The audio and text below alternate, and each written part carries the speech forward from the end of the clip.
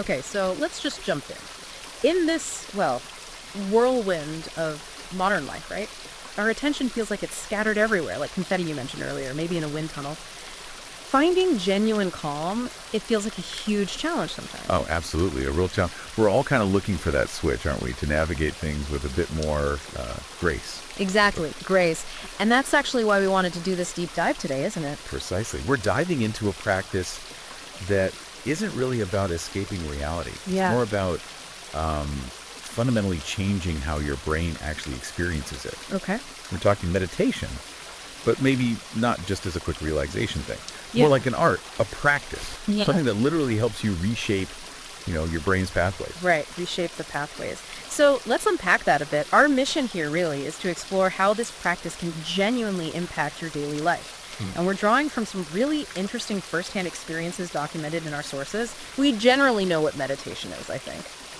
But when you say rewiring neural patterns, what's the core idea there? What are we really talking about? Okay, so at its heart, meditation is, it's about gently bringing your attention back. Right. Consistently. Back to this moment, right now. Okay, just bringing it back? Yeah, and it's a skill. Skill of just observing your thoughts, whatever comes up, but without getting hooked, without judgment. Observing, not judging. Got it. But here's the really fascinating part, and this is what our sources really get into. That consistent practice, it actually taps into neuroplasticity. Neuroplasticity, okay, the brain changing itself. Exactly. It means you're physically strengthening pathways, connections in your prefrontal cortex. That's the executive function part, decision-making focus. Spot on. Decision-making, focus, emotional regulation, all that good stuff. And at the same time, you're helping to quiet down the overactive amygdala. The alarm bell, the fight or flight trigger. That's the one. So you're basically swapping out old reactive patterns, those automatic habits, the way we just snap or shut down under stress. Yeah, those defaults. Right.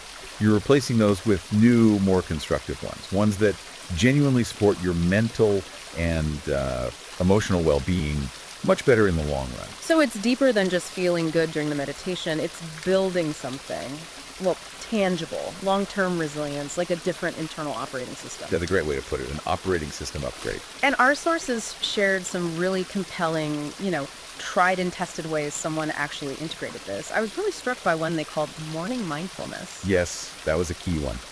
Our source found that just starting the day, just a few minutes of focused presence, it really shifted their whole outlook. Shifted how?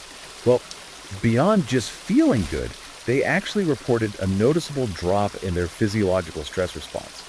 Like, their body reacted less intensely even when unexpected stuff hit them later in the day. So it wasn't just coping, it was actually changing the reaction itself. Exactly. Suggesting a real shift in how that amygdala was firing. They took about 10 minutes, as the sun came up, focused on the breath, set a genuinely peaceful tone. That kind of deep calm sounds incredibly valuable. Especially, when you suddenly get thrown into a high-pressure situation at work, a deadline, a difficult conversation. How did our source use this practice in those moments, those really high-stakes times? This is where it gets super practical. Our source talked about taking these micro breaks, like tiny pauses for focused breathing, the instant they felt that stress bubbling up. Micro breaks? How micro? Sometimes just a minute, or even literally one conscious breath before speaking or reacting. Just one breath. Yeah.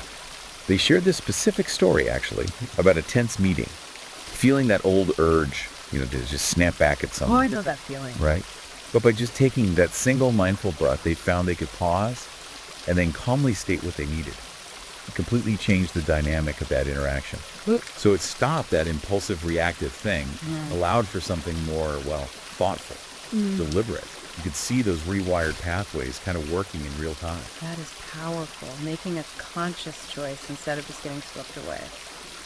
Okay, so that's handling stress in the moment. What about winding down? How did the evening reflection piece work for them? The evening routine was interesting. It involved a short meditation, but this one was focused specifically on gratitude. Gratitude, okay. They just reflect on moments from the day they appreciated. Even tiny things, Yeah.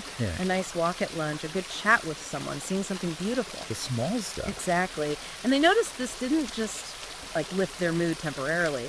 They felt it was physically reinforcing positive neural connections, like training the brain to actually look for and register the good stuff. So actively recalibrating. Yeah, like tuning their internal compass towards positivity. And they found this often carried over, helped them sleep better, set a better tone for the next day too. I also found it really striking how adaptable this all was for them, especially this idea of mindfulness in motion. Because, let's be honest, sitting still is hard for a lot of people. Oh, totally. And this really shows meditation isn't just about sitting on a cushion in a quiet room, right? Right. Our source found that, during their daily jogs or walks, they could practice walking meditation, just paying attention to the rhythm of their steps, the feeling in their body, the sounds, the sights. So turning exercise into meditation. Pretty much. And it wasn't just about being present.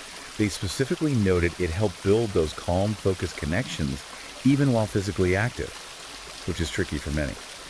It turned something routine into something, genuinely meditative, deepened their connection to just being there. Okay, and the last practice area mentioned was cultivating compassion. This one feels like it could be maybe the most challenging, especially when dealing with difficult people or situations. It definitely can be challenging, yeah. Yeah. But our source found it incredibly rewarding. It involved bringing in loving kindness meditation. Loving kindness. Especially on days where maybe negativity or conflict was higher.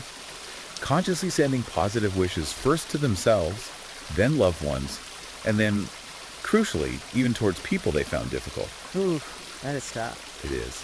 But they observed a really significant, sometimes surprising, shift in their own perspective.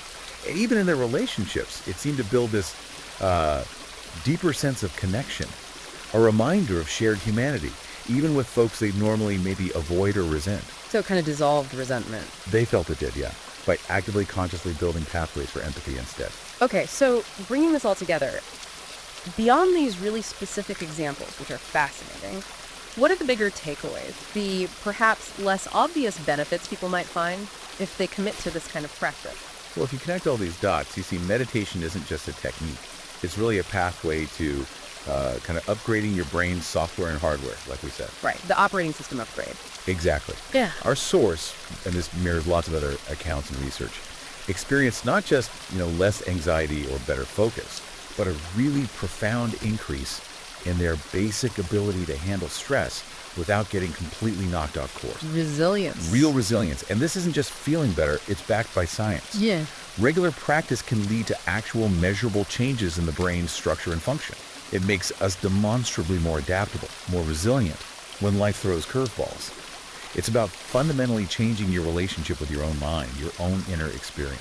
So definitely not a temporary Band-Aid. It sounds like a deep, potentially lasting transformation of how you are. Absolutely.